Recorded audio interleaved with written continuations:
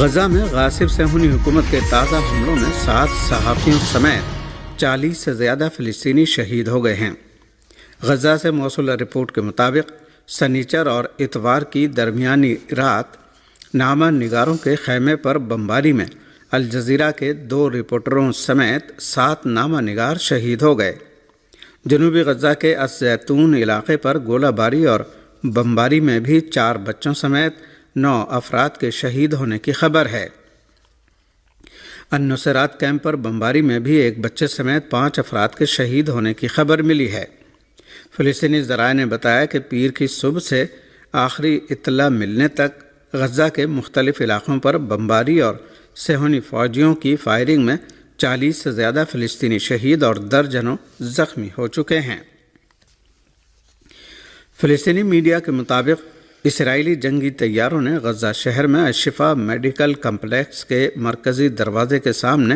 صحافیوں کے خیمے پر حملہ کیا ہے، جس کے نتیجے میں متعدد صحافی شہید ہو گئے ہیں۔ فلسطینی میڈیا نے پیر کی صبح اطلاع دی کہ غزہ شہر میں الشفا میڈیکل کمپلیکس کے مرکزی دروازے کے سامنے صحافیوں کے خیمے پر اسرائیلی فوج کے ڈرون حملے میں الجزیرہ کے 2 صحافی انس الشریف اور محمد قریقہ سمیت متعدد صحافی شہید ہو گئے۔ موصولہ خبروں کے مطابق اسرائیلی فوج کے ایک ڈرون نے الشفا اسپتال کے قریب صحافیوں کے ایک خیمے کو نشانہ بنایا، جہاں الجزیرہ کے 2 صحافیوں سمیت متعدد فلسطینی صحافی موجود تھے۔ الجزیرہ نے غزہ کے الشفا اسپتال کے ایک اہلکار کے حوالے سے بتایا ہے کہ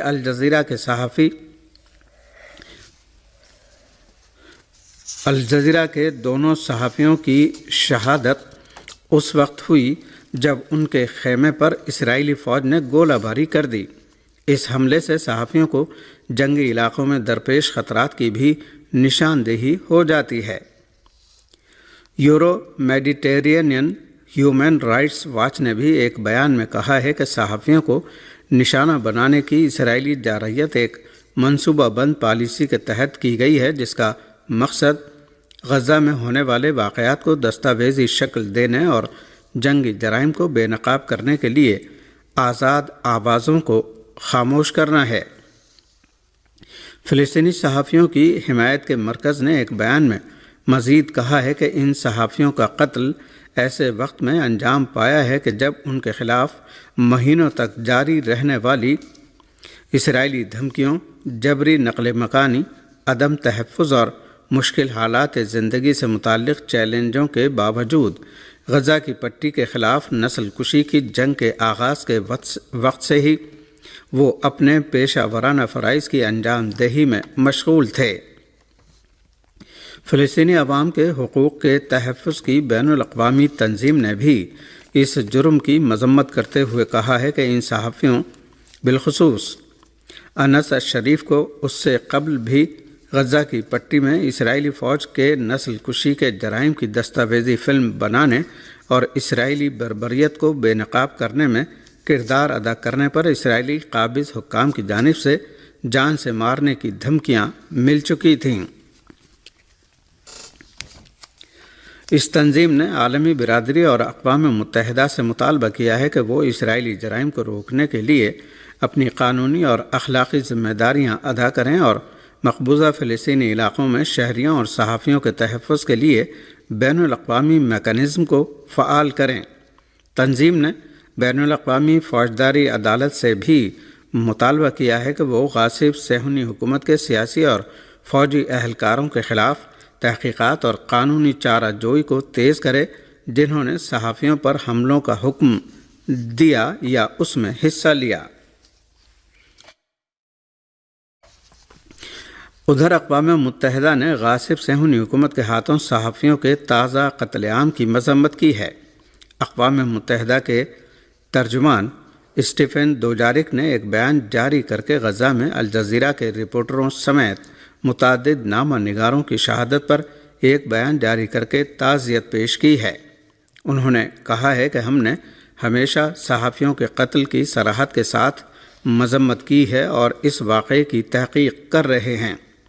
اقوام متحدہ کے ترجمان نے کہا کہ صحافیوں کو بغیر کسی ڈر اور خوف کے غزہ میں اپنے پیشہ ورانہ فرائض کی انجام دہی کی اجازت ہونی چاہیے۔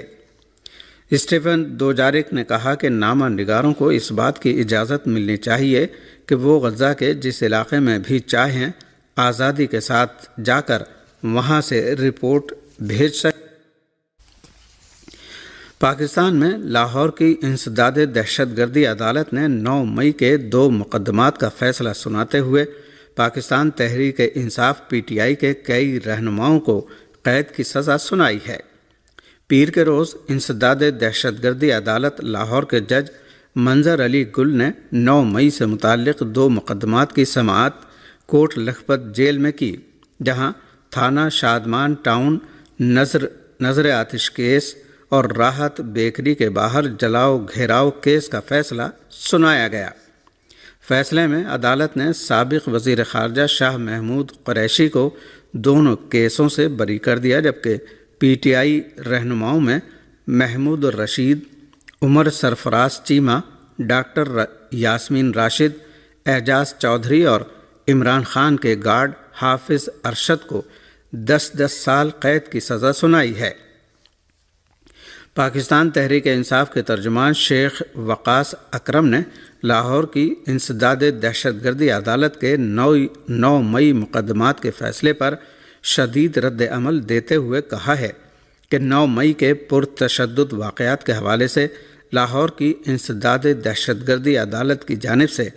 پارٹی کی سینئر قیادت اور کارکنوں کو سنائی گئی سزائیں انصاف اور عدل کے منہ پر ایک تماچا ہیں۔ انہوں نے کہا کہ یہ فیصلے قانونی اصولوں اور منصفانہ ٹرائل کے تمام تقاضوں کو نظر انداز کرتے ہوئے سیاسی انتقام کی بنیاد پر دیے گئے ہیں، اور یہ امر انتہائی افسوسناک ہے کہ ان مقدمات میں شفافیت کو یکسر بالائے طاق رکھا گیا اور ملزمان کو اپنے دفاع کا موقع تک نہیں دیا گیا۔ انہوں نے مزید کہا کہ تحریک انصاف ان تمام غیر منصفانہ فیصلوں کے خلاف ہائی کورٹس اور سپریم کورٹ میں اپیل دائر کرے گی اور آخری سانس تک انصاف کی لڑائی لڑے گی۔ ہندوستان کے قومی دارالحکومت دہلی میں حزب اختلاف کے انڈیا اتحاد نے ریاست بہار میں ووٹر لسٹ نظر ثانی کے خلاف پارلیمنٹ ہاؤس سے الیکشن کمیشن تک ریلی نکالنے کی کوشش کی، جس کے دوران راہل گاندھی سمیت متعدد رہنماؤں کو گرفتار کر لیا گیا۔ دہلی سے ہمارے نمائندے کی رپورٹ کے مطابق ریلی ہندوستانی پارلیمنٹ سے شروع ہوئی اور دہلی کی مختلف سڑکوں سے الیکشن کمیشن کی طرف روانہ ہوئی۔ اس ریلی کی قیادت کانگریس صدر ملیکارجن کھڑگے، راہل گاندھی، پرینکا گاندھی، شرد پوار اور اکھلیش یادو کر رہے تھے۔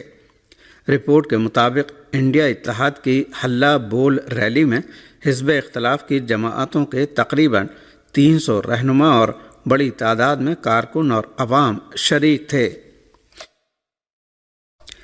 ریلی کو روکنے کے لیے راستے میں بیریکیڈنگ کی گئی تھی، جس کو پھلانگ کر متعدد رہنماؤں نے آگے بڑھنے کی کوشش کی، جس پر پولیس نے انہیں گرفتار کر لیا۔ گرفتار کیے جانے والے رہنماؤں میں راہل گاندھی، پرینکا گاندھی اور اکھلیش یادو شامل ہیں۔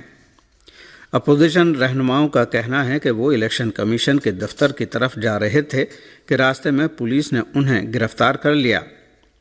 اس سے پہلے بہار میں ووٹر لسٹ نظر ثانی کے خلاف اپوزیشن اراکین کے ہنگاموں کے باعث ہندوستانی پارلیمنٹ کے دونوں ایوانوں میں معمول کی کارروائی نہیں چل سکی۔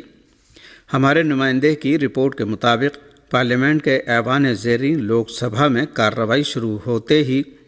حزب اختلاف کے اراکین نے بہار میں ووٹر لسٹ پر نظر ثانی اور مبینہ ووٹ چوری کے مسئلے پر بحث کرانے کا مطالبہ شروع کر دیا۔ مطالبہ مسترد کیے جانے کے بعد اراکین ہاتھوں میں پلے کارڈ اٹھائے ہوئے ایوان کے وسط میں آ گئے اور نعرے بازی شروع کر دی، جس کے جواب میں حکمراں اتحاد کے اراکین کی نعرے بازی بھی شروع ہو گئی اور اسپیکر اوم برلا نے کارروائی 2 بجے دن تک کے لیے ملتوی کر دی۔ یہی صورتحال پارلیمنٹ کے ایوان بالا راجیہ سبھا میں دیکھنے کو ملی، جہاں اپوزیشن کے اراکین نے پہلے ووٹر لسٹ نظر ثانی پر بحث کرانے کا مطالبہ کیا اور نعرے بازی شروع کر دی۔ ہنگامہ بڑھنے کے بعد ڈپٹی چیئرمین راجیہ سبھا نے کارروائی 2 بجے دن تک کے لیے ملتوی کر دی۔ آج ہونے والی ریلی کے جن رہنماؤں اور کارکنوں کو گرفتار کیا گیا تھا، بعد میں انہیں رہا کر دیا گیا۔ سویدا کے تازہ وحشیانہ جرم کی دردناک ویڈیو فلم سوشل میڈیا پر جاری ہونے کے بعد شام کی عبوری حکومت کی وزارت داخلہ نے اس واقعے کی تحقیق کا اعلان کیا ہے۔ شام کی عبوری حکومت کی وزارت داخلہ نے ایک بیان جاری کر کے سویدا میں انجام پانے والے وحشیانہ جرم کی مذمت کی ہے۔ شام کی عبوری حکومت کی وزارت داخلہ نے اعلان کیا ہے کہ اس جرم کے مرتکبین کے خلاف عدالتی کارروائی کی جائے گی۔ شام کی عبوری حکومت کی وزارت داخلہ نے یہ بیان اس وقت جاری کیا ہے جب سویدا کے اسپتال کے ایک کارکن کو وحشیانہ انداز میں سزائے موت دیے جانے کی دہلا دینے والی فلم سوشل میڈیا پر جاری کی گئی۔ اس فلم میں دکھایا گیا ہے کہ سویدا کے اسپتال کے عملے کے افراد ایک گیلری میں فوجی وردی میں ملبوس کچھ مسلح افراد کے سامنے گھٹنوں کے بل بیٹھے ہوئے ہیں اور اس درمیان ایک کارکن کو انتہائی وحشیانہ انداز میں سزائے موت